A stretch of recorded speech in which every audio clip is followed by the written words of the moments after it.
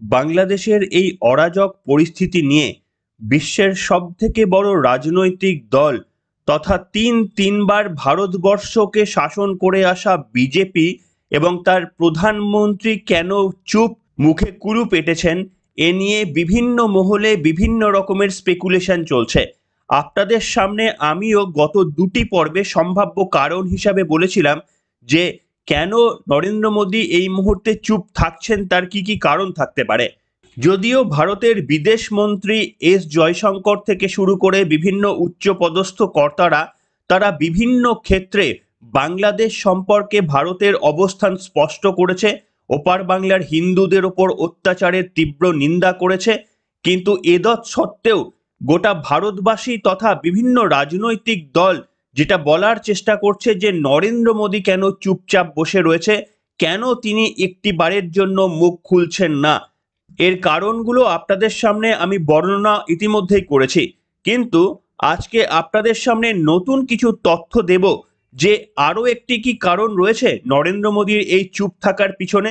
এমনিতেই জানেন যে বিজেপি তথা নরেন্দ্র মোদী এই ধরনের সিচুয়েশন যে কোনো না কোনো দিন তৈরি হতে পারে তা নিয়ে বিভিন্ন ক্ষেত্রে রাজনৈতিক বক্তব্য তারা রাখেন। এই কারণেই বিজেপিকে হিন্দুত্ববাদীর দল হিসাবে দাগিয়ে দেওয়া যেমন হয়, তেমনি আমার মমতা বন্দ্যোপাধ্যায়ের মতো রাজনৈতিক নেতৃত্বরা বিজেপি মুসলিম বিরোধী এই শব্দবন্ধ ব্যবহার করতেও কোথাও কার্পণ্য করেন না, শুধুমাত্র এই ভোট বাক্সের কথা চিন্তা করে।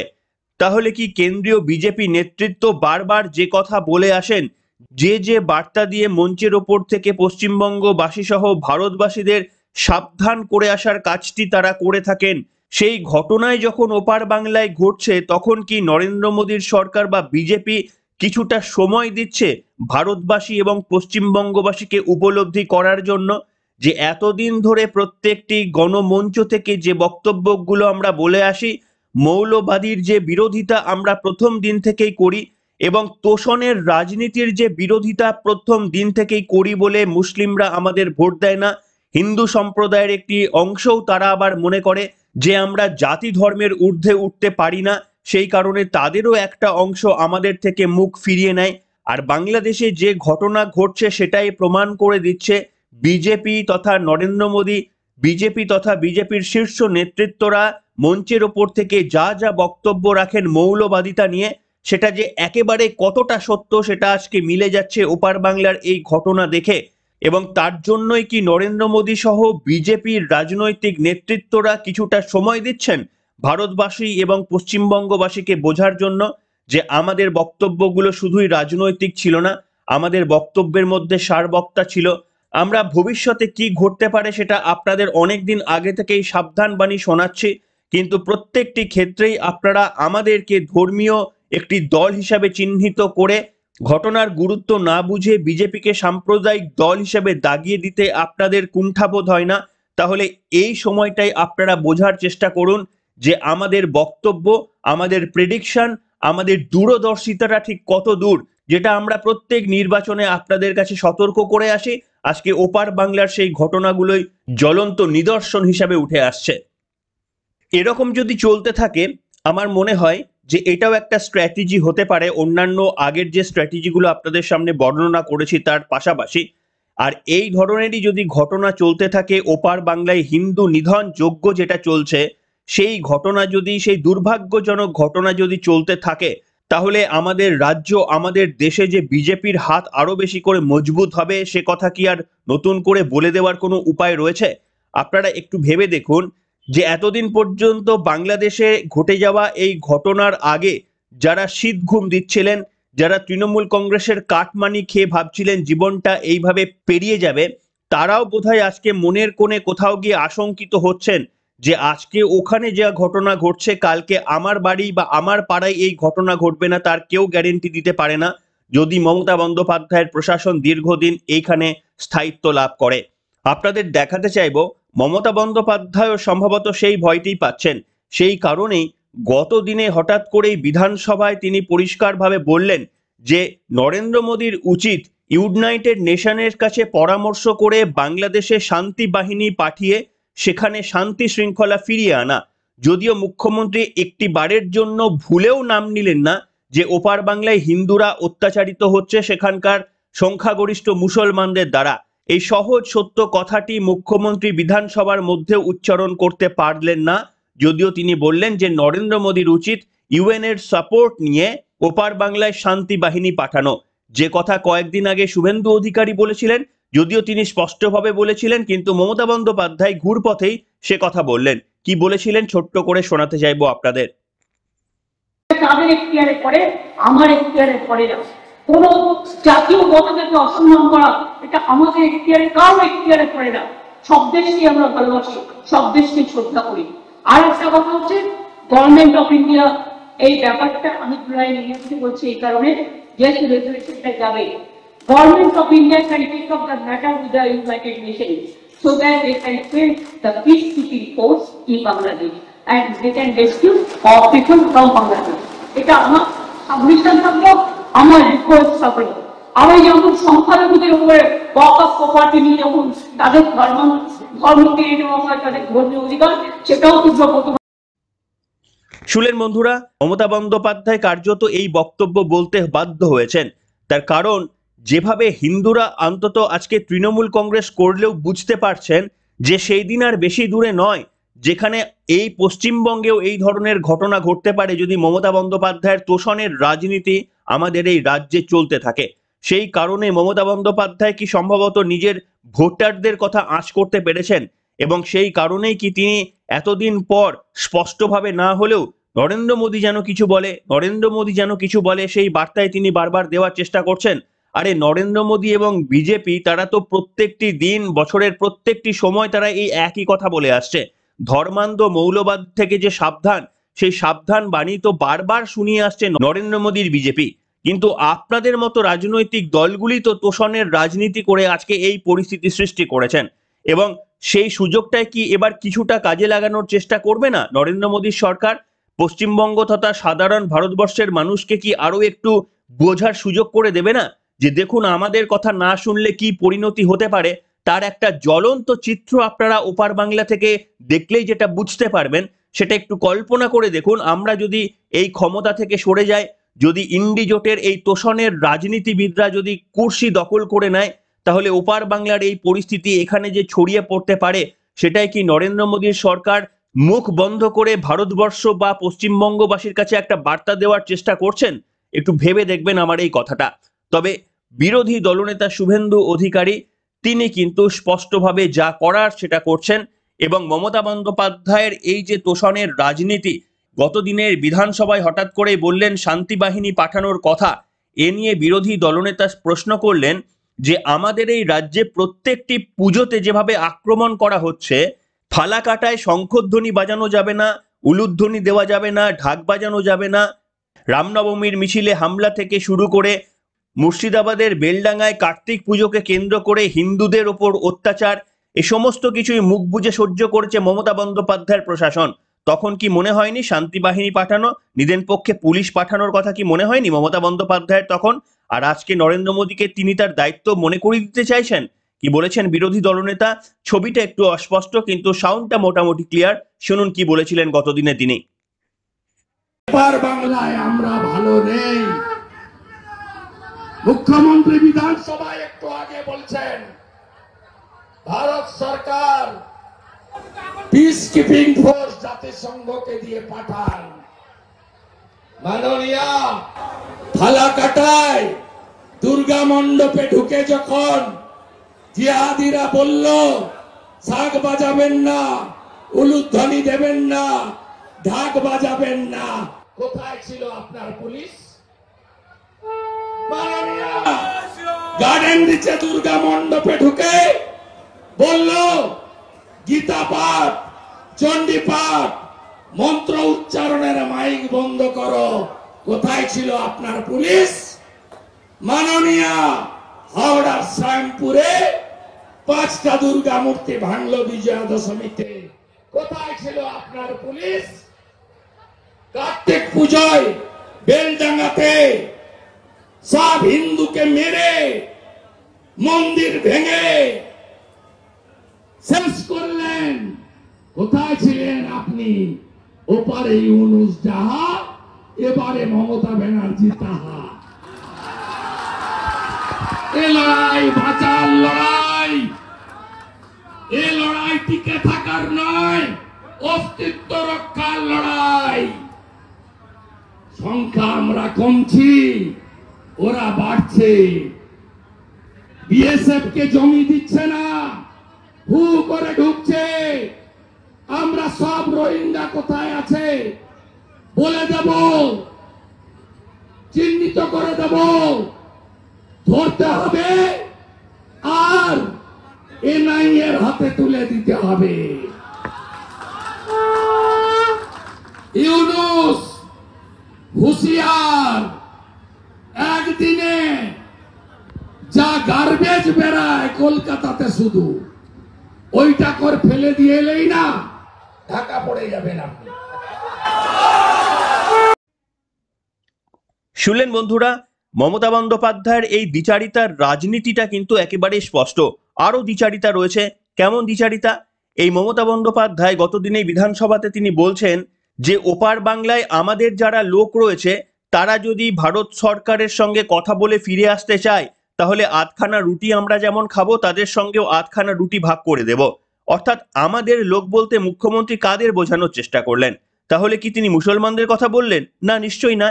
এই প্রসঙ্গে তিনি হয়তো হিন্দুদের কথাই বললেন যারা অত্যাচারিত বাংলাদেশে। তাহলে কি মমতা বন্দ্যোপাধ্যায় ঘুরপথে এনআরসিকে সাপোর্ট করলেন? যে ধর্মীয় কারণে উৎপীড়িত ওপার বাংলার হিন্দু, বৌদ্ধিস্ট, খ্রিস্টানরা তারা যদি ধর্মীয় কারণে উৎপীড়নের শিকার হয়ে এই রাজ্যে চলে আসেন, মমতা বন্দ্যোপাধ্যায়ের প্রশাসন কেন্দ্রের পারমিশন মতে তাদের জায়গা দেবেন। এটাই তো মুখ্যমন্ত্রী বলার চেষ্টা করলেন বিধানসভায়, আর এটাই তো এনআরসিতে বলা রয়েছে। তাহলে মুখ্যমন্ত্রী এতদিন ধরে এনআরসির বিরোধিতা করে সংখ্যালঘুদের কি বার্তা দেন? আর সংখ্যালঘু মুসলমানরা আপনারা কি বুঝতে পারছেন মমতা বন্দ্যোপাধ্যায়ের এই কথা? দ্বিচারিতাটা একবার বুঝুন। যদি আপনাদেরকে পাশে পাওয়ার জন্য মমতা বন্দ্যোপাধ্যায়ের কাছ থেকে আপনারা শুনে থাকেন যে এনআরসি করতে দেব না, জীবন থাকতে সিএএ লাগু হতে দেব না, সেই মমতা বন্দ্যোপাধ্যায় নাকি বলছেন যে ওপার বাংলা থেকে আমাদের যারা লোকজন আসবেন তাদের জায়গা করে দেব। এ তো সিএএরই, মাফ করবেন আমি দু একটা জায়গায় এনআরসি বলে ফেলেছি, এ তো সিএএরই একটা রূপ। তাহলে মমতা বন্দ্যোপাধ্যায় এতদিনে তিনি স্বীকার করছেন নরেন্দ্র মোদীর এই বিল যুক্তিসঙ্গত। তাহলে বুঝতে পারছেন মমতা বন্দ্যোপাধ্যায়ের দ্বিচারিতাটা কোথায়?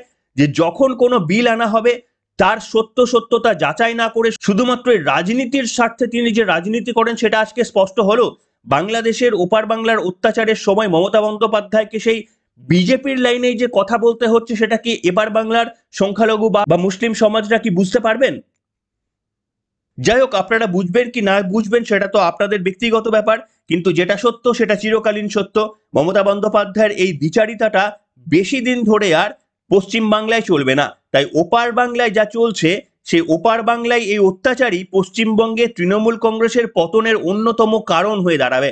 আর সম্ভবত সেটা একদিকে যেমন হিন্দুদের বোঝার জন্য, অন্যদিকে মুসলমানদেরও বোঝার জন্য মোদী প্রশাসন এই মুহূর্তে কিছুটা সময় নিচ্ছেন, কিছুটা চুপ করে বসে রয়েছেন যে আমাদের কথাগুলো এতদিন ধরে তেতো লাগতো, সেই কথাগুলো কতটা সত্য এবার একটু বোঝার চেষ্টা করো পশ্চিমবঙ্গের সাধারণ জনগণ। যাই হোক, আপনাদের বলতে চাইবো এবার যে শুভেন্দু অধিকারী তিনি একমাত্র রাজনৈতিকবিদ যিনি এই মুহূর্তে সব থেকে সক্রিয় ভূমিকা পালন করছেন। গতকাল ভারত বাংলাদেশের পেট্রোপল সীমান্তে তিনি গিয়েছিলেন এবং সেখানে সমস্ত খাদ্যপণ্য সরবরাহকারী সমস্ত ট্রাক সবকিছু চলাচল বন্ধ করে দেন অন্তত 24 ঘন্টার জন্য। এবং তিনি পরিষ্কারভাবে হুমকি দিয়েছেন যে আগামী সপ্তাহের মধ্যে যদি বাংলাদেশ সরকার চিন্ময় প্রভুকে মুক্তি না দেয় তাহলে আগামী সপ্তাহে টানা এবং লাগাতার তারা এই কর্মসূচি চালাবেন। ভারত বাংলাদেশের সীমান্তকে তারা সিল করে দেবেন এবং যদি দরকার পড়ে গোটা জানুয়ারি মাস ধরে লাগাতার এই কর্মসূচি তারা পালন করবেন।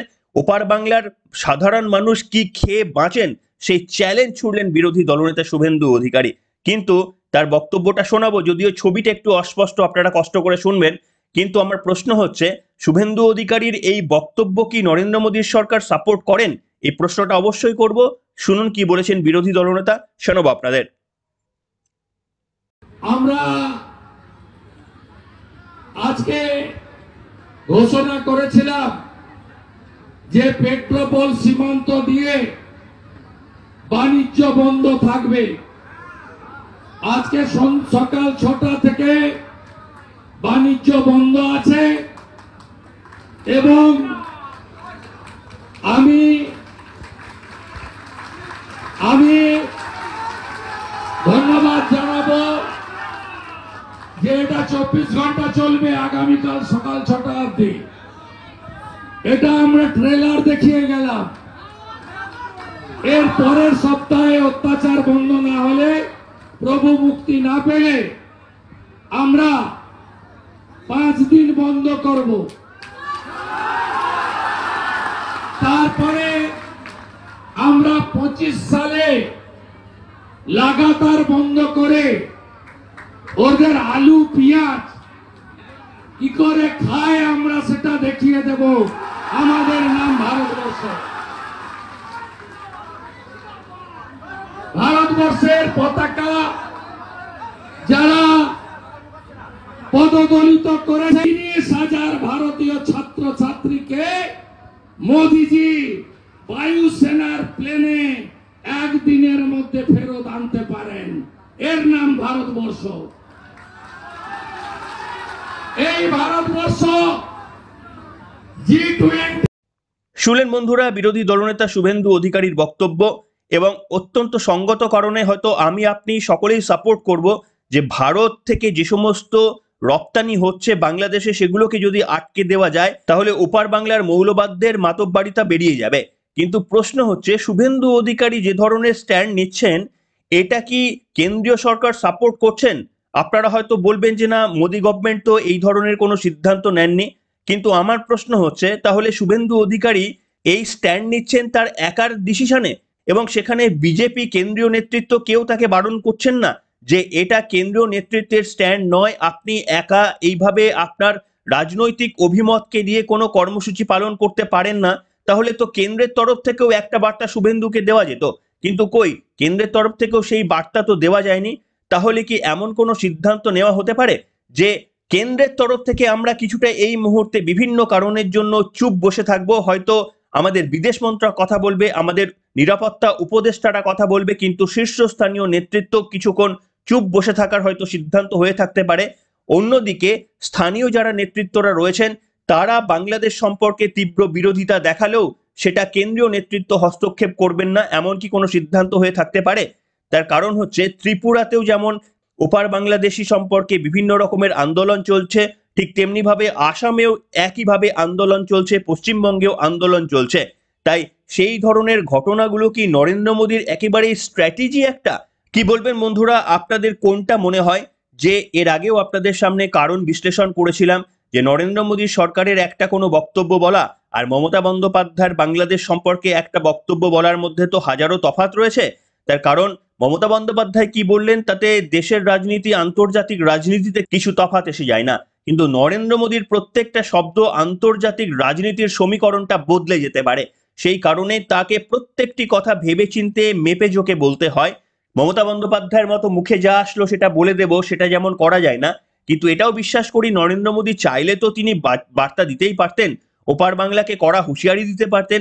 আর হুঁশিয়ারির কথা ছেড়েই দিন, তিনি নিদেন পক্ষে কিছু আমদানি রপ্তানি বন্ধ করে ওপার বাংলাকে যে ধরনের চাপ সৃষ্টি করতে পারতেন সেটাও যথেষ্টই ছিল। কিন্তু কেন তিনি কোনোটাই করছেন না এই মুহূর্তে, তার বিভিন্ন কারণ যেমন আগেও বিশ্লেষণ করেছি, আর আজকেও আপনাদের সামনে রাজনৈতিক একটা কারণ বিশ্লেষণ করলাম যে তিনি বা তার দল কার্যত পশ্চিমবঙ্গ এবং ভারতবাসীর তথাকথিত সেকুলার পন্থী যারা মনে করেন যে ধর্মতলার মোড়ে দাঁড়িয়ে গরুর মাংস খেলেই সেকুলার হওয়া যায়, তাদেরকে একটা বার্তা দেওয়ার চেষ্টা করছেন যে ভাই ভালো করে দেখে নাও ওপার বাংলায় কি ধরনের ঘটনা ঘটছে, এরপরে আমাদের দোষ দিতে পারবে না।